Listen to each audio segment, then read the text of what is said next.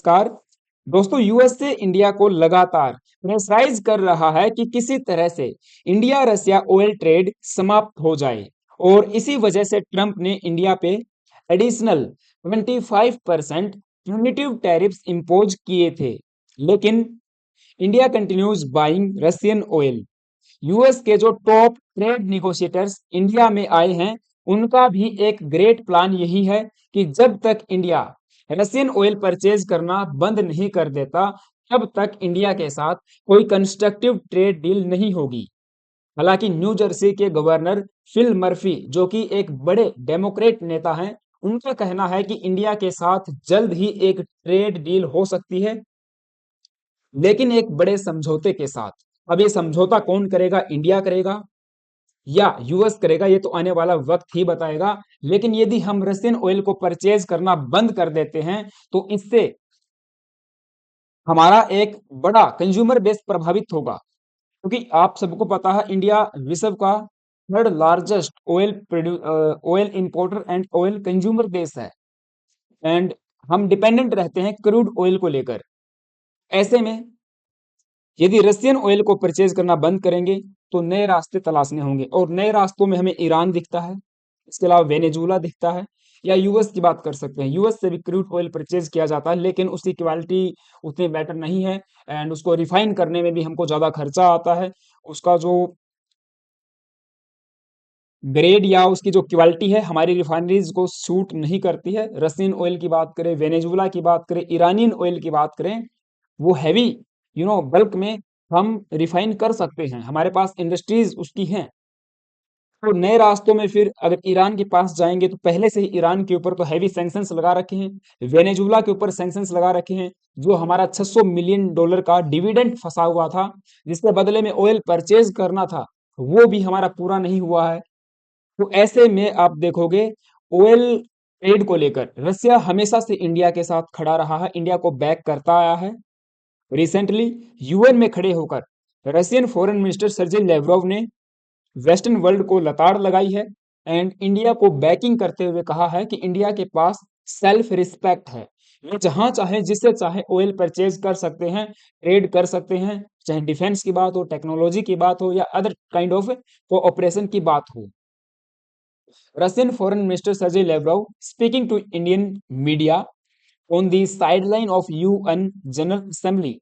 आप सबको पता होगा, यूनाइटेड नेशंस जनरल असेंबली का 18th सेशन चल रहा है, एंड वेरियस लीडर्स ने इसमें पार्टिसिपेट किया है। हालांकि कुछ देश ऐसे थे जिन्होंने अपने केवल रिप्रेजेंटेटिव्स भेजे, जैसे कि India, Russia and China. PM Modi यहाँ पे नहीं गए, ना ही शी जिनपिंग ने आए, और पुतिन का तो आना ही नहीं बनता। हम देशों ने अपने रिप्रेजेंटेटिव्स भेजे हैं। इंडिया की तरफ से डॉक्टर एस जयशंकर गए, and Russian representation Sergei Lavrov ने किया। तो सर्जेई लेवरोव ने यहाँ पे अपना वक्तव्य भी पेश किया। हालांकि इंडियन हमारे डॉक्टर एस जयशंकर की बात करें, तो उन्होंने भी पाकिस्तान को लताड़ लगाई है। काफी सारी डेवलपमेंट्स हुई हैं, लेकिन वो एक अलग इशू है, उस पर अलग सेशन हम लेके आएंगे। यहाँ पे उन्होंने अमेरिका को भी लताड़ लगाई है, रशियन ऑयल परचेज के मामले को लेकर 25% एडिशनल टैरिफ्स को लेकर स्लैम किया है यूएस को, ट्रंप के प्रशासन को। तो ऐसा ही हाल हुआ सर्जेई लेवरोव के साथ। इन्होंने मीडिया से बात करते हुए कहा कि इंडिया के पास सेल्फ रिस्पेक्ट है, और जब इंडिया रसिया इकोनॉमिक पार्टनरशिप की बात आती है, तो ये रिलेशन कभी भी किसी के थ्रेट के अंडर में नहीं आ सकते। हम इंडिपेंडेंटली काम जो करते रहेंगे। एंड इसके अलावा एक बड़ी डेवलपमेंट ये भी सामने आई कि पुतिन दिसंबर में विजिट करने वाले हैं इंडिया में। अब ये बात कंफर्म हो चुकी है, president Vladimir Putin to visit India in December, confirms Sergei Lavrov, जो कि फॉरेन मिनिस्टर हैं रसिया के। अब ये बात कंफर्म हो चुकी है, एंड आप देखोगे एक बहुत बड़ा जियोपॉलिटिकल ये इवेंट होने वाला है, क्योंकि रसिया यूक्रेन कॉन्फ्लिक्ट के बाद आई थिंक 4 सालों के बाद रशियन प्रेसिडेंट इंडिया में विजिट करने वाले हैं, एंड पूरा इंटायर वर्ल्ड, खासकर वेस्टर्न वर्ल्ड, इस डेवलपमेंट को क्लोजली मॉनिटर करेगा। वेस्ट यहाँ पे देखेगा कि इंडिया कैसे पुतिन को रिसीव करते हैं, कौन कौन से एग्रीमेंट्स होते हैं, किन मुद्दों पे बातचीत होती है, क्या कंस्ट्रक्टिव यहाँ से पॉजिटिव निकल के आता है, वो सब यहाँ पे मॉनिटर जो है इनके द्वारा किया जाएगा। एंड ये बात इनको खल रही है कि कैसे प्रेसिडेंट पुतिन इंडिया में आ रहे हैं, रसिया से ऑयल परचेज किया जा रहा है 25% एडिशनल टैरिफ्स के बावजूद भी। यूएस से आप देखोगे लगातार इंडिया को प्रेशराइज कर रहा है, यहाँ के जो मिनिस्टर्स हैं, कोई भी ऑफिशियल है, लगातार बयानबाजी करते रहे हैं।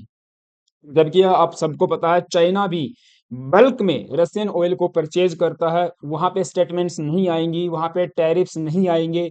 लेकिन इन्हें पता है कि इंडिया को हर्ट करना आसान है, इंडियंस के सेंटिमेंट्स को आप हर्ट करोगे ये कुछ बोलेंगे नहीं, हमेशा सहन करते आए हैं, बहुत ज्यादा सही समूह है।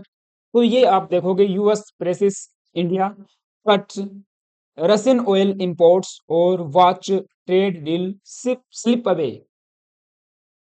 अब आप में से कुछ लोग कह सकते हैं कि अरे जाने दो ना, हाथ से क्या हुआ, फिर ये समझौता अगर हमारे हाथ से स्लिप अवे हो जाता है। देखिए, हमें चाहिए एक ट्रेड डील यूएस के साथ होनी चाहिए, एंड वो कंस्ट्रक्टिव हो, पॉजिटिव हो, उसमें समझौता नहीं होना चाहिए किसी भी तरह से। अब ये जो न्यू जर्सी के गवर्नर समझौते की बात कर रहे हैं, कहीं ये हमारे एग्रीकल्चरल मार्केट की तो बात नहीं कर रहे। मुझे खासकर इस बात का डर लग रहा है। India US deal could involve a grand bargain on oil. New Jersey governor Mark Phil Murphy इनका जो है नाम है, एंड डेमोक्रेट हैं।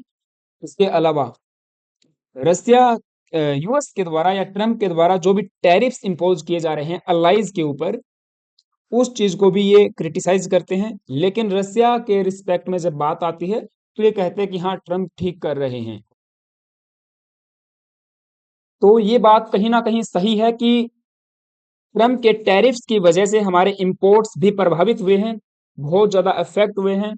एंड कहीं ना कहीं उस चीज को काउंटर करने के लिए, रिड्यूस करने के लिए हमारी सरकार समय समय पे कदम उठा रही है, बहुत सारे इनिशिएटिव्स जो है लेके आए जा रहे हैं। लेकिन लॉन्ग टर्म में बहुत ज्यादा असर इसका हमारे मार्केट पे न हो, एक ट्रेड डील हमें यूएसए के साथ चाहिए। और ये हो जाती है तो आप देखोगे ट्रंप का जो पाकिस्तान प्रेम है, जो राफेल्स गिराने की बातें वो करते हैं, वो भी कहीं ना कहीं धीरे धीरे कम होता हुआ नजर आएगा। एंड यूएस ट्रंप का फ्रस्ट्रेशन इसी बात को लेकर है कि ट्रेड डील करने के लिए इंडिया तत्पर नहीं है, रशियन ऑयल को परचेज कर रहा है, हमारी बात जो है नहीं मान रहा है। रसिया का जो कॉन्फ्लिक्ट है यूक्रेन के साथ वो समाप्त करने में ये नाकामयाब रहे हैं। तो काफी सारी चीजें पैरेलल चल रही हैं, एंड ये सभी छोटी छोटी डेवलपमेंट्स एक बड़े मुद्दे को जन्म देती हैं, ऐसा ही हमारे सामने है। खैर, यहाँ पे डॉक्टर एस जयशंकर ने भी स्लैम किया है यूएस को एंड वेस्टर्न वर्ल्ड को, and backs Russian oil purchase. Foreign minister doctor S Jaishankar slam the US and more broadly the West for hogging resources and then dishing out sanctimonious lectures when it comes to trade। आप खुद करते रहेंगे रसिया से metals वगैरह, critical minerals purchase करते रहेंगे, gas purchase करते रहेंगे, लेकिन जब बात आती है ना इंडिया की, तो इन सब को यूक्रेन में मासूमों की जो है जान नजर आने लग जाती है। US tells India that Russian oil curbs are key to trade deal progress. तो 26 सितंबर की न्यूज है, रूटर्स की मैं बता रहा हूं आपको, जो टॉप निगोशिएटर्स इंडिया में आए थे उन्हीं का कहना है कि ये बात तभी आगे बढ़ेगी जब रशियन ऑयल को कर्ब किया जाएगा या पूरी तरह से समाप्त किया जाएगा। लेकिन इंडिया लगता नहीं है कि ये समाप्त करने वाला है। तो ये मार्केट में न्यूज चल रही थी। आई होप कि आपको सारी बातें समझ में आई होंगी। ये फिल मर्फी का बयान है जो मैंने आपको बताया। आपका क्या मानना है मुझे कमेंट बॉक्स में जरूर बताना गाइज। आपके क्या विचार है ये भी कमेंट बॉक्स में बताना।